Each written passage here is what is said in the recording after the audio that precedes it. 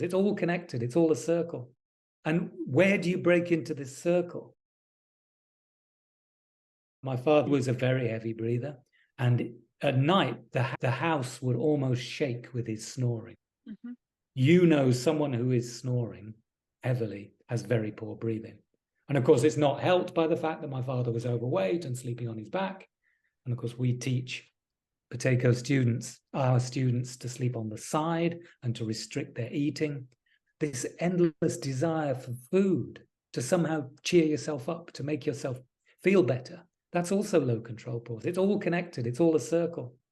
Heavy breathing, overeating, not exercising, lethargy, anxiety, depression, laziness, snoring, all of these things. It's all tied in. And where do you break into this circle? And a lot of people make the mistake of thinking, I've got to reduce my food intake or something like that. Or they go to the doctor and get on a CPAP machine to stop them snoring and to make them breathe through the night so they don't, wake up in this sort of this sleep apnea thing, which, by the way, I had terribly when I was first poisoned. I remember Vladimir was talking about he would be frightened to go to sleep. I remember that. That was one of the early symptoms after I was poisoned. I could feel myself, and I'd never been like that before I was poisoned. Yeah. And I knew on some deep level that I could die breathing like that while I'm asleep, because at least when I'm awake, I can keep breathing. I can, keep something going in. But the danger was I'd fall asleep and breathe deeper. And at a certain point, I'd have some cardiac arrest or something. I knew it. I knew that it was dangerous for me to sleep. I mean, that very acute, super heavy breathing did subside of its own accord.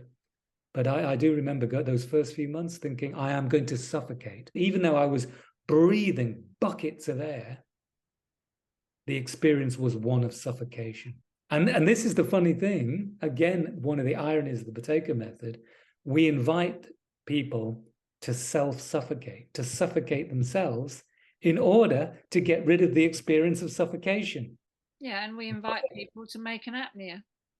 Yeah, exactly. Or to have what is effectively an asthma attack.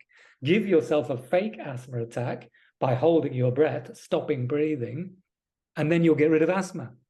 If you give yourself apnea by stopping yourself breathing, you'll stop having apnea. I mean, yeah, it's counterintuitive. Which partly explains, I think, why so few doctors have taken, or medical scientists have taken it seriously, because they do everything intellectually. Well, if it doesn't make rational sense and it doesn't fit with what's written in the paperwork, then it can't be true. But if a doctor or a nurse or anyone does the method, then they get it. They have to do it to get it.